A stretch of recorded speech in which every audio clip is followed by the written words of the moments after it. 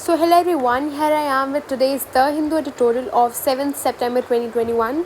Before we move further on to read the editorial, let us have a quick glance over the new words that we're going to come across in this session.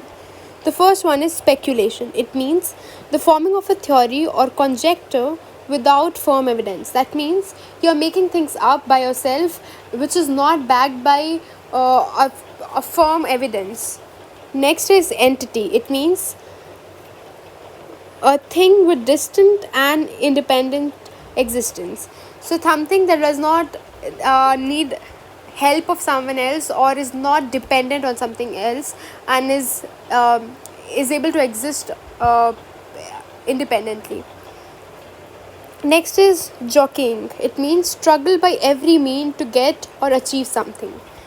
So that means to struggle to get something that you want to, and you're trying to do everything possible, every mean that's possible to achieve that. Next is tussle. It means a vigorous struggle or shuffle, typically in order to obtain or achieve something. Is scuffle, not shuffle. By mistake, I said that. So you're struggling very hard in order to achieve something. That's called tussle. Next is avert. That means done or shown openly, plainly apparent. That means you're very free and you're able to tell things openly without a lot of hesitation or a lot of mixed feeling within you. Next is contingent. It means subject to chance, and we had come across this word in previous sessions as well. Next is amenable. That means open and responsive to suggestions, easily persuaded or controllable. So here it means that you are very open to listen to the opinions and suggestions of others and as well as adopt them, and that's why people can control you by telling what they mean, because you'll get into that track or into that mode and you can easily be controlled. Next is delisting. As you can make out from the word itself, it's de means to remove, so that means remove from a list or category. That's called delisting. So now let us read the editorial. It is read as from fighters to rulers. So it is basically talking about the Taliban, which is now going to form the government in Afghanistan. So it says India must use its voice on international stage to make Taliban respect freedoms and rights. So here it's saying that India should use its power and its voice to bring forth what it feels on the international platform and demand the Taliban or the government in Afghanistan, which is going to be formed by the Taliban, to uphold the rights and freedoms of the citizens of Afghanistan. After postponing the announcement twice, the Taliban spokesmen have said that they expect to have a new government in Afghanistan this week. So they have been postponing the government formation of in Afghanistan, and now the spokesperson of Taliban has declared that this week they would have the government formed in Afghanistan. There has been some speculation over the delay. More than 3 weeks after Taliban gunmen walked in Kabul and President Ashraf Ghani fled. So there has been a lot of speculation. That means people have been forming their own theories regarding this, which is not backed by some evidence or proof. It's just one guess by them regarding why there's this delay. Because it's been 2 weeks since the Taliban has taken control of Kabul and Ashraf Ghani has fled. That means the prior government of Afghanistan has fallen. While some have said the Taliban was waiting to take control of the last holdout province of Pashanjir, and others even suggested that there were some symbolism attached to the timing it with the 20th anniversary of 9/11. The real reason appears to be difference within various Taliban factions over the government structure and composition. So it's saying some people claim that they are taking so long to form the government because first they are aiming to control or have a control on all the provinces, and the one province was left, that is Panjshir. So they had planned to first capture it and then form the government. Others say that there is a symbolic meaning attached to it, that is, they are going to form the government on near 11th of September, that is 11th of September, that is 9/11, because that's when the 9/11 attack happened. And so they are thinking of forming the government on 11th September, marking the 20th century of, or 20th celebration of the 9/11 attack that they successfully did on USA. But the real reason could be different.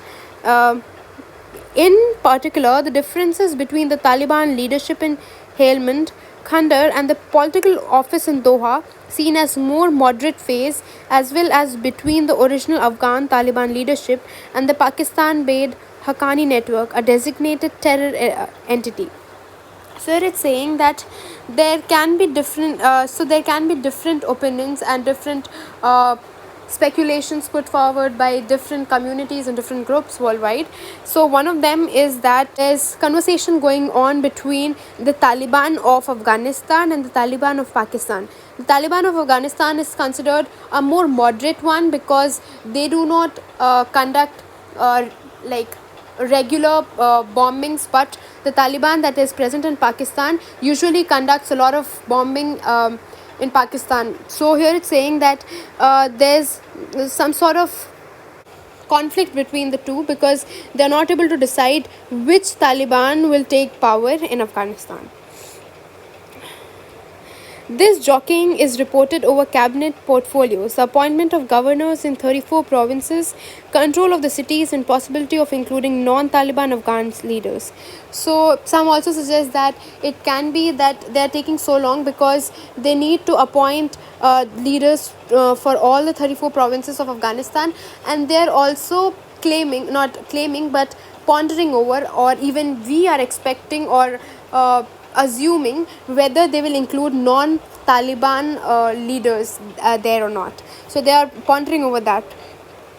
Reports of the differences have escalated, and the appearance in Kabul of the Pakistan ISI chief, Lieutenant General Faiz Hamid, is believed to have been an attempt to smooth over the cracks in government formation. So as you know, as you can see, that there's a lot of tension, or things are not smooth because the government formation is taking a lot of time, and they're not able to decide how they'll form the government. So the ISI of Pakistan, that is Lieutenant General Faiz Hamid, was seen in Kabul. So people are assuming different things.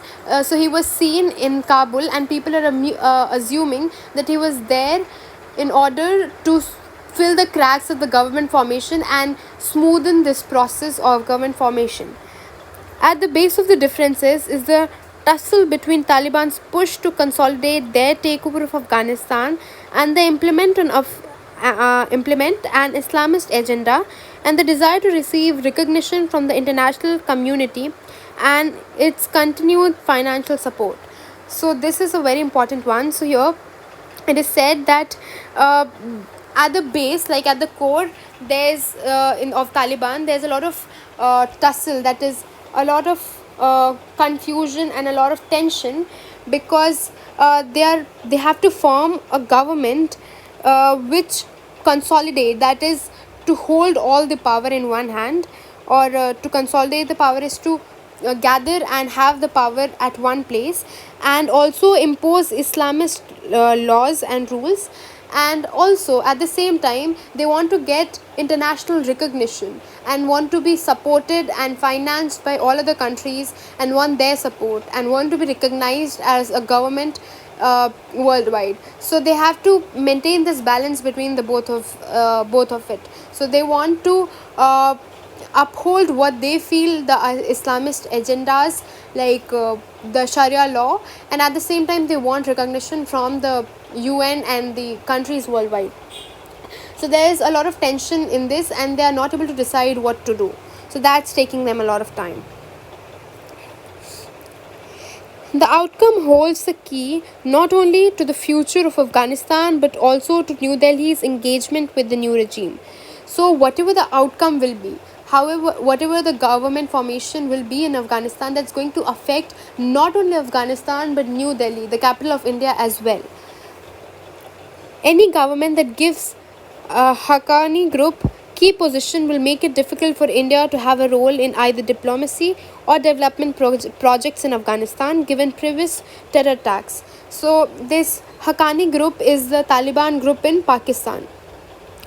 So India has already faced previous attacks by, has seen and witnessed previous attacks by this Pakistani Taliban group, and if there's any power sharing between the Pakistani Taliban group and the Afghanistan Taliban group, then that's going to affect India a lot, because India has major projects in Taliban in Afghanistan. So it's going to affect all of it, and India cannot proceed with its project, and this will cause as a hinder for it. So if you want to know what all projects, you can visit our videos. I have already uploaded one of them. Any overt role for Pakistan as well as China will also raise red flags for New Delhi. So overt means done or shown openly. So if there's like direct or open support of Pakistan and China as well, then that's going to be a red signal for New Delhi, because that means danger, because India can be attacked anytime and India will be at huge loss. The Modi government has announced that it is now engaging with Taliban, with the first publicly acknowledged meeting in Doha last week. The MEA, that is the Ministry of External Affairs, says it conveyed concerns on the safety of Indians in Afghanistan and ensuring Afghan soil not to be used for attacks in India. So, India has already had a meeting with the Taliban, that was in Doha, and there they had put forward put forward their opinion and asked the Taliban to not use the Afghan soil for terrorism to grow, and also to ensure the rights of other Afghanistan, as well as safe evacuations of Indian Afghans that were living in Afghanistan.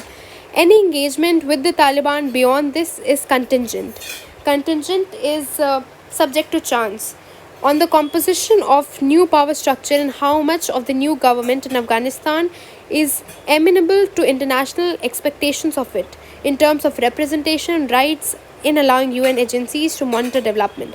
So any further engagement with Taliban depends on the chance. It's all by chance. We don't know what is going to happen and what kind of laws and what kind of rule Taliban is going to establish in Afghanistan.